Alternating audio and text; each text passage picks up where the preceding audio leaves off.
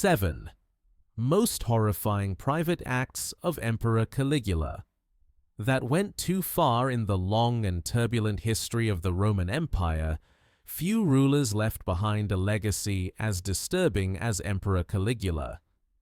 His reign lasted barely 4 years, yet the stories recorded by ancient chroniclers paint a portrait of a ruler whose unpredictable behavior, paranoia, and taste for psychological domination created an atmosphere of fear that spread from the Senate to the lowest servants of the palace. Although some tales may have been exaggerated or twisted by political enemies, the consistency of certain patterns suggests that Caligula ruled not only with power, but with a fascination for pushing people to their emotional limits.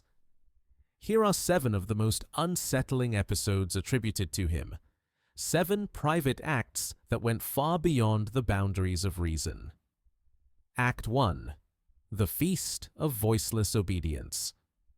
Shortly after taking the throne, Caligula organized a lavish feast for Rome's most prominent senators. The tables were overflowing with delicacies, musicians played soft melodies, and golden lamps illuminated the walls. But as the celebration reached its peak, Caligula lifted his hand, and every sound stopped. The musicians lowered their instruments. Servants froze. Guests looked at each other in confusion. Then came the order. No one was allowed to speak, whisper, cough, or make the slightest noise. For more than 3 hours, the senators sat in total silence, forced to eat without exchanging a single word. Anyone who even cleared their throat risked being removed from the feast. The message was unmistakable. Caligula controlled not just their political power, but their voices, their movements, even their breath. Act 2. The Trial of Forbidden Expressions. As the months passed, Caligula's paranoia grew. He became convinced that people around him were mocking him in secret, through the smallest facial expressions. So he began conducting what the palace would later call the Trial of Forbidden Expressions. He walked through corridors, looking closely at every senator, guard, servant, and guest. If someone's expression seemed displeased, tense, or simply not devoted enough, Caligula punished them. A raised eyebrow or a tightened jaw could result in banishment, loss of property, or humiliating public reprimand. Families lived in fear of their own facial muscles. Many learned to keep their faces frozen in an artificial smile, a mask of survival. Act 3. The Circle of Unmoving Fate. In the palace gardens, Caligula built a circular platform surrounded by marble columns and fountains.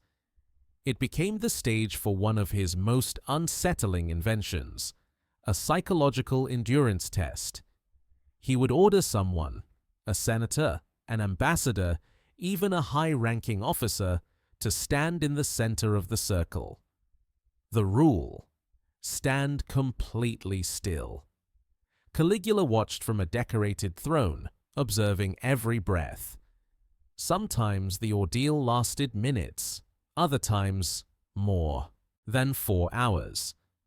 Anyone who moved even slightly faced unpredictable consequences: loss of rank, exile, or days of humiliation. Survivors later claimed that the fear of moving became more painful than the physical strain itself. Act 4. The Night of Echoing Footsteps. One stormy night, thunder rolled across Rome while Caligula roamed the palace hallways with a torch. He ordered the gates sealed. No one could enter or leave. He walked slowly, letting the sound of his footsteps echo through the corridors. He said he wanted to hear the fear hiding in the walls. Servants and officials hid behind doors, whispering prayers, hoping he wouldn't choose to enter their rooms. He punished no one that night. But the mental torture was enough. The next morning, he opened the gates as if nothing had happened, leaving the entire palace shaken. Act 5. The game of sudden mercy and sudden wrath. Caligula liked to summon groups of people, sometimes senators, sometimes soldiers, and make them stand before him while he sat silently on a raised platform. For long stretches of time, he simply watched them. Then he would pick someone at random and ask a harmless question. If the answer pleased him, he rewarded the person with a gift, a promotion, or public praise. If the answer displeased him, or if he was simply in a different mood, he punished them just as randomly. This unpredictability created a culture of terror far more powerful than any physical threat. No one knew which version of the emperor would emerge at any given moment. Act 6. The Theater of Unanswered Questions.